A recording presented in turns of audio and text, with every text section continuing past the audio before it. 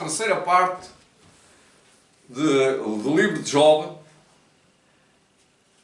Job, duas grandes interrupções neste vídeo que estava a fazer com todo entusiasmo, como é sempre, o meu costume, que resultam em eu repensar e reeditar estes vídeos com cortes para entenderem que há um grande conflito entre Cristo e Satanás.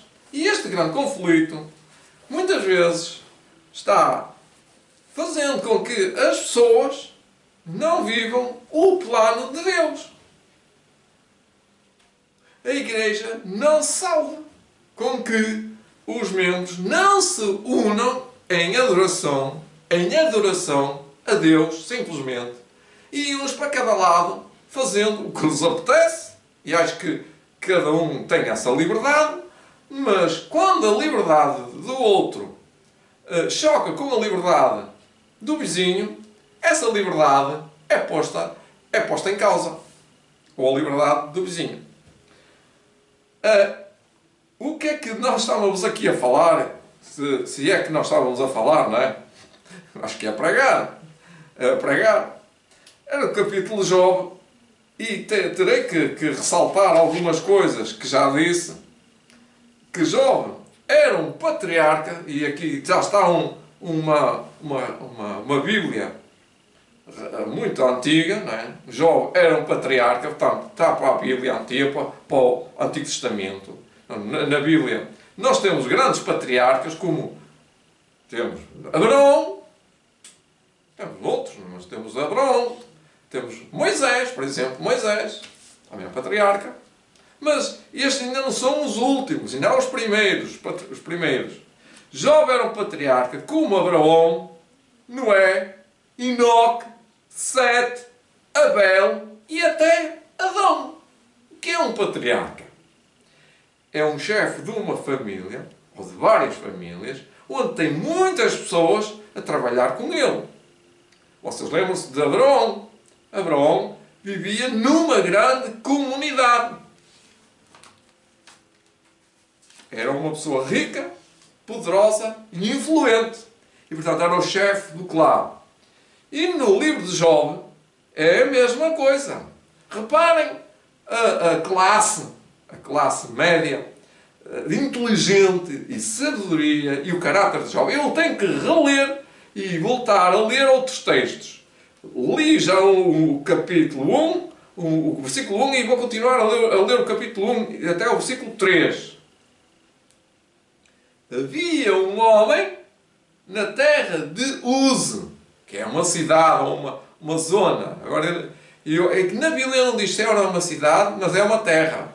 Acho que é uma terra. Era uma terra de um filho que chama-se Uz. Vamos ver isso na Bíblia mais tarde. Cujo nome era Job. Portanto, nessa terra havia um homem cujo nome era Job. E esse homem era sincero, reto e temente a Deus e desviava-se do mal. Já vimos isto na primeira parte.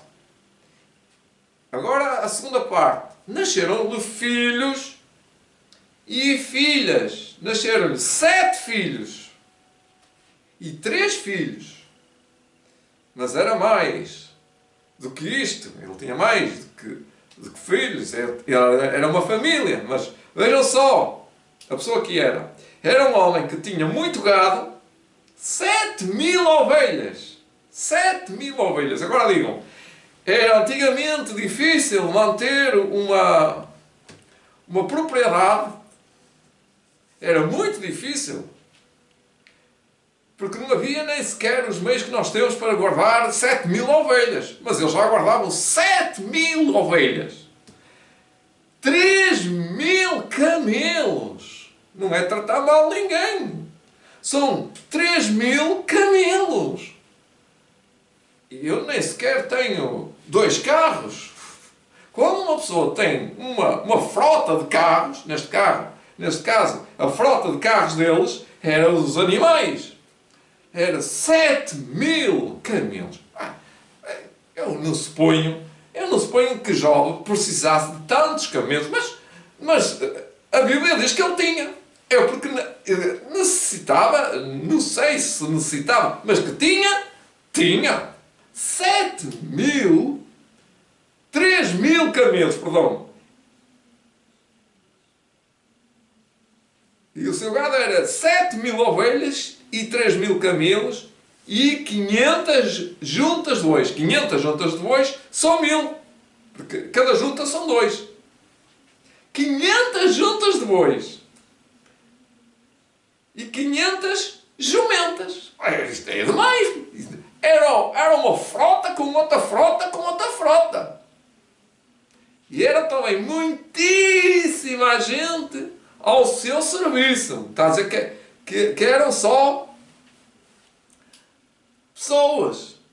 Eram pessoas que estavam ao seu serviço. De maneira que este homem era maior do que todos os homens do Oriente. Portanto, ele era como fosse agora, o maior poderoso rei da história. Não havia reis, eram os patriarcas. Lembra-se? Havia patriarcas e depois mais tarde havia os reis. Neste caso ainda não havia reis. Era um patriarca. Onde ele tinha uma terra imensa, devia ser uma terra imensa. Eu agora vou dizer assim, como fosse aqui, não é? Milhada, nadia, pampilhosa. Ele tinha uma zona enorme para abastecer e para liderar, para alimentar aquelas famílias e para servir o gado, para alimentar mais de 1.000 cabeças, mais de 7.000 cabeças. Só em juntas de bois eram 500. Ou seja, imagina, tinha que ter mais de 500 pessoas só para trabalhar com as juntas de bois. Mais de 500. Mas eu diria 500. E depois essas pessoas também tinham camelos. Porque essas pessoas, portanto, tinham os dromedários, camelos, para se deslocarem para as terras. E depois ainda tinham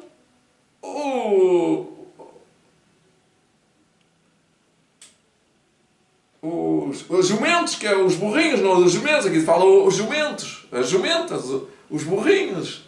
Havia então as mulheres, as pessoas mais simples, não é? As mulheres tinham jumentas, por exemplo, para levar os mantimentos, para levar a roupa, para levar os utensílios a certas localidades, dentro da mesma, dentro do uso.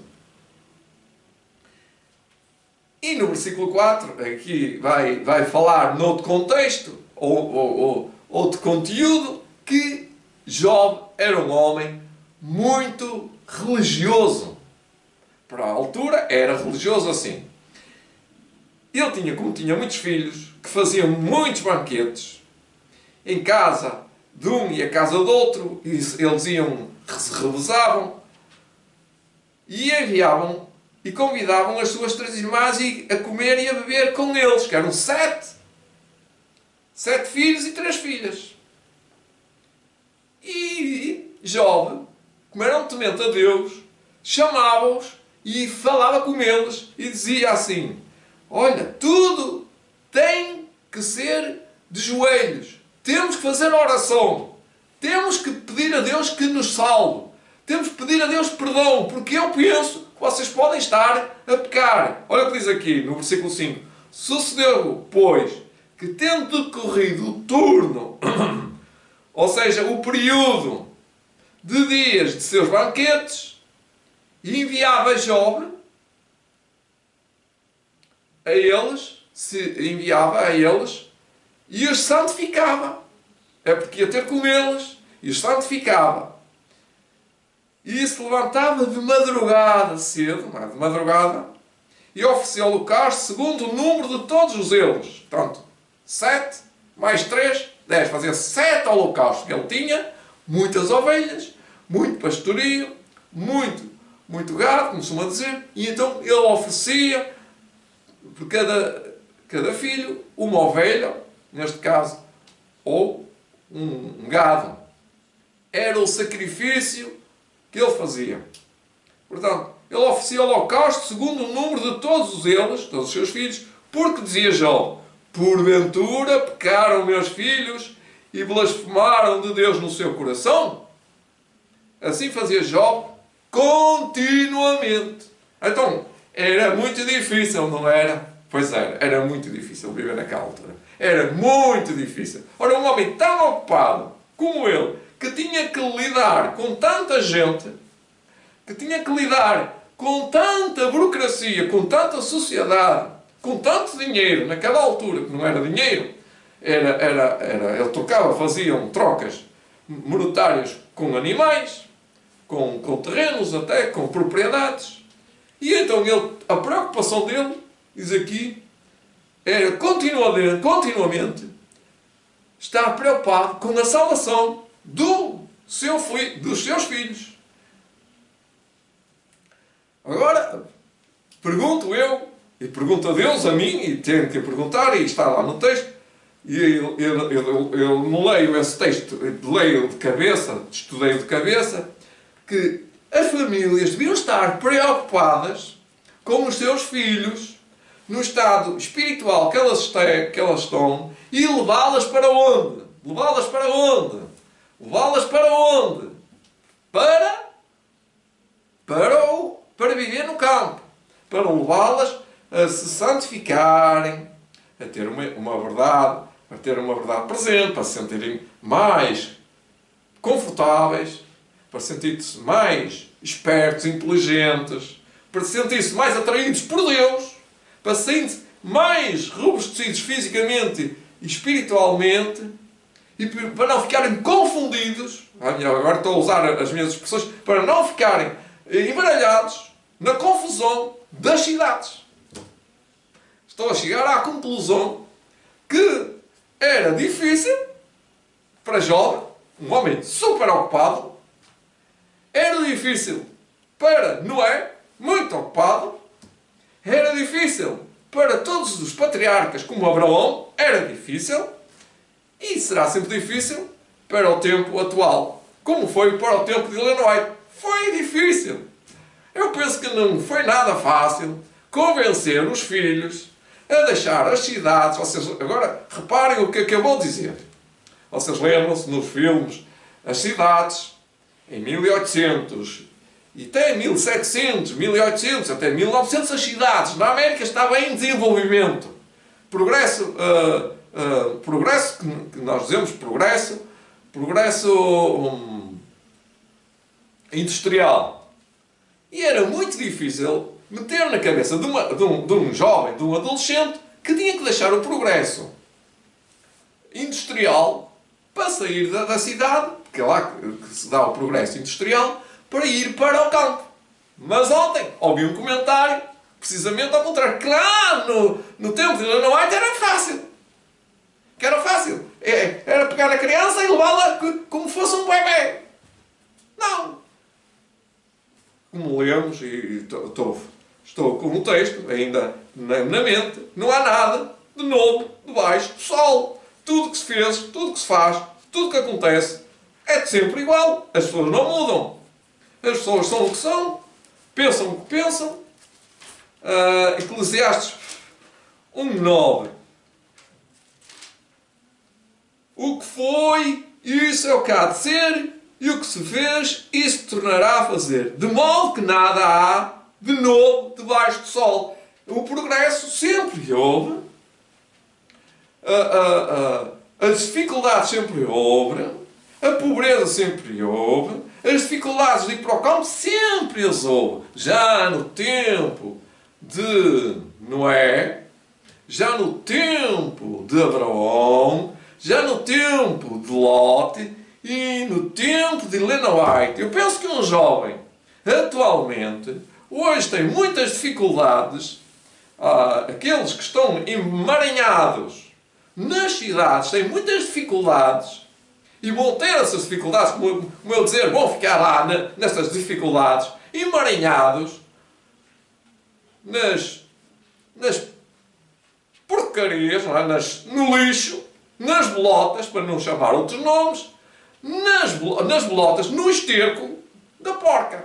Vocês lembram-se da parábola que Jesus contou? Pode-se lavar uma porca, mas ela volta para o lamaçal. Pronto. O filho pródigo foi experimentar a vida da cidade. E do que é que saiu a vida da cidade? Muito amarga também, muito amarga. Teve que comer pior que na casa dos criados do pai. Pensou ele que era pior. Muito pior. Então, comer a comida dos porcos é muito pior.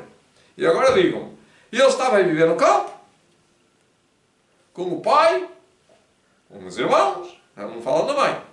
O filho pródigo estava a viver no campo e disse, eu vou viver na cidade, porque na cidade é melhor. E vou para a cidade, tenho tudo na mão. Acham que resulta? Não resultou. E sabe porque é que não resultou? Porque na cidade ele gastou o dinheiro todo.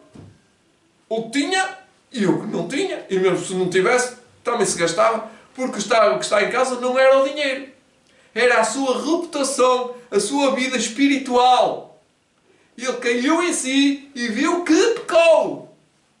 Ele viu que caiu. Que caiu diante da graça de Deus. Diante da graça do Pai, do trono de Deus. E que caiu numa lamaçal, comendo a comida de porcos. Mas com aquela roupa também estava a cheirar mal. E estava na cidade. Ele estava na cidade. Ele recorreu para o pai. E o pai o que é que fez? Recebeu. E onde aquele pai vivia? Vivia no campo. Vivia no campo, porque ele disse que ia matar um bezerro cevado e que ia chamar os criados que estavam a trabalhar no campo. Era uma vida de campo. Era difícil viver na vida do campo naquela altura. Era muito difícil.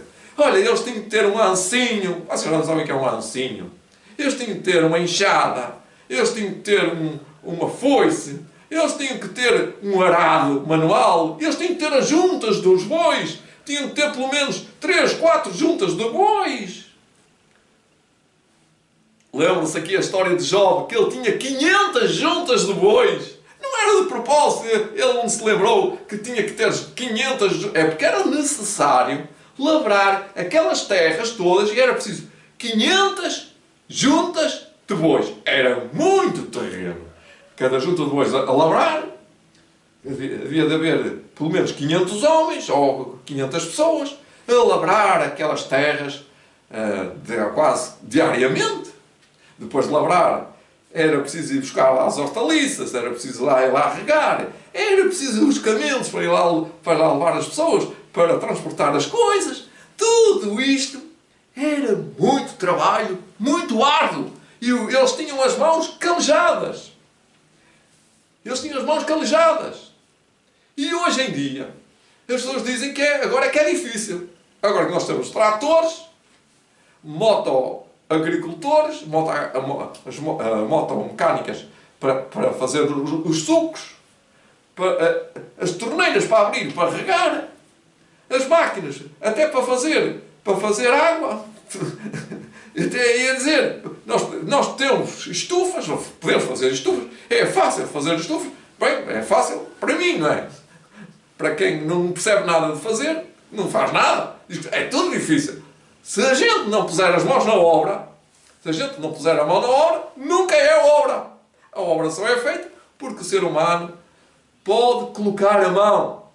E Deus quando disse a Abraão para sair da terra dos caldeus, o que é que ele deu? Deu-lhe força, deu-lhe ânimo, mas não lhe deu a decisão nos seus pés. A decisão está aqui.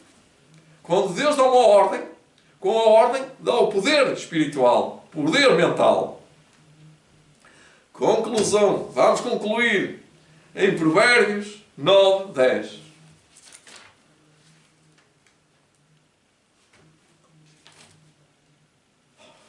Provérbios 9, 10.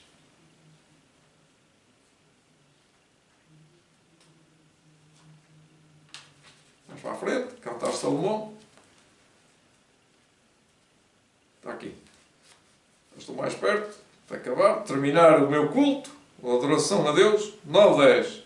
o temor do Senhor é o princípio da sabedoria. O temor do Senhor é o princípio da sabedoria. E mais, e a ciência do santo é a prudência. Então qual é a verdade? É a ciência dos homens que manda ir para as cidades, ou é a ciência de Deus que manda viver no campo? Muito bonito este texto. É Provérbios capítulo 9, versículo 10. Mas mais que tem na Bíblia, e tenciono ir lá, em Tiago, podíamos ler Tiago para concluir, finalizando, conclusão final, Tiago 5 e todo o capítulo, mas tem que ler alguns versículos para podermos compreender. E fala mesmo do arado, fala mesmo da dificuldade, mas fala de um Deus que socorre as pessoas. Olha, no versículo 5 em diante, mas vamos ver no versículo 7 já. Sede, pois, irmãos, pacientes até à vinda do Senhor. Pronto, as pessoas andam impacientes. O Senhor não vem e eles estão a fazer coisas erradas, como costuma dizer.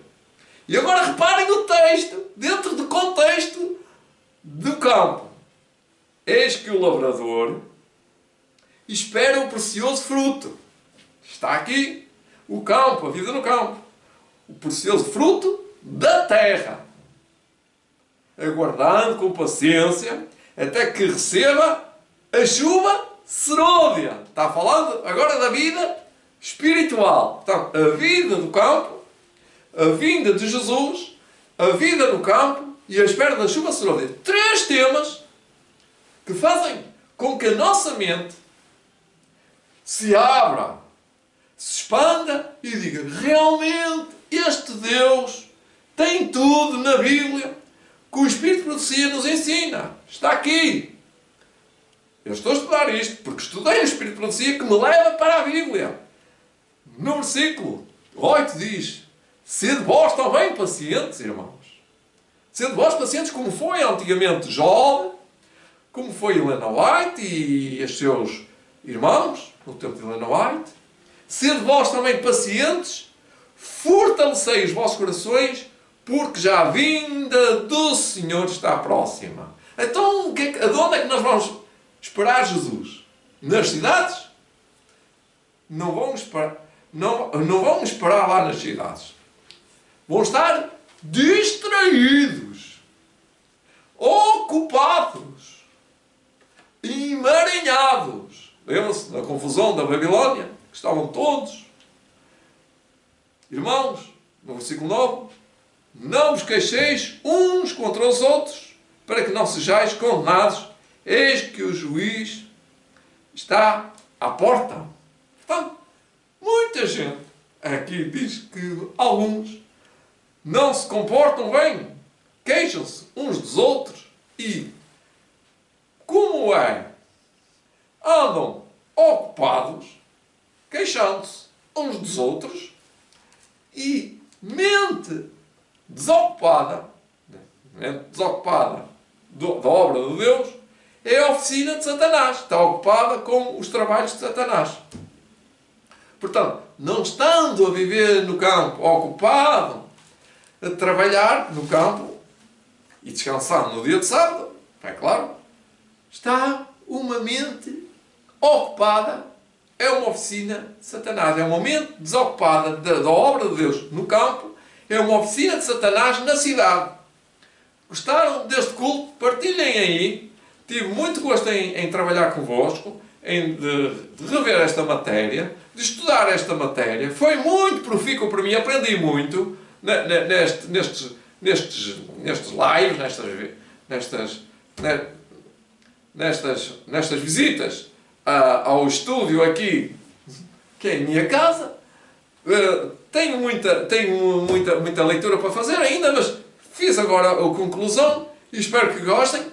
Pois para a frente terei muito mais que trabalhar e esforçar-me, porque a obra do Senhor não é só estar aqui presente. Temos muitos trabalhos por fora, em estúdio, diagramas, em trabalhos, mesmo físicos e mentais e também espirituais. Portanto, concluam de uma maneira que Deus vos ajuda a concluir que nós somos filhos, não de um Deus desconhecido, mas de um Deus que foi conhecido há centenas e centenas de anos. Talvez há 6.000 anos que Deus é apresentado desta maneira que hoje apresentei. Que este Deus que está a atuar com as pessoas que querem viver. E Deus sempre teve um povo que esteve a viver aonde? Esteve sempre a viver no campo. Ou seja, onde reparar que os filhos de Deus, Deus mandou sempre a viver no campo. Moisés, Elias, ou qualquer um. Só menos assim Daniel que esteve na cidade, mas Noé esteve no campo. A maioria dos homens de Deus foram viver para o campo retirados.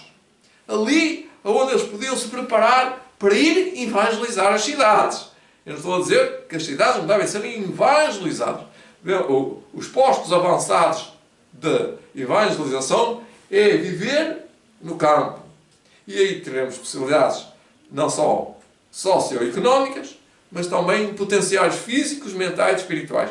Que Deus vos abençoe e se não compreenderam, paciência. Eu não sou finito, sou infinito. Não posso explicar tudo, como algumas pessoas pensam, que eu posso explicar, interpretar as coisas que as pessoas não entendem. As pessoas têm que estudar, analisar e planear com Deus. Portanto, é assim, não é fácil, também não é difícil, porque durante muito tempo a pessoa tem uma formação, é uma formação contínua, como a santificação é contínua, também a formação de viver no campo também é contínua. Eu ainda não digo que é fácil viver no campo, porque as coisas nunca vão ser fáceis. Vamos ter sempre os cardos, os espinhos, as doenças, a morte, e o sofrimento e a luta. Nós não estamos aqui no mundo, no céu. Nós estamos no mundo, mas Jesus disse, não quer que os tires do mundo, mas que os livres do mal do mundo. Por isso, toca ir à luta, fazei os vossos deveres, pois é o chamado de Deus para cada um de vós.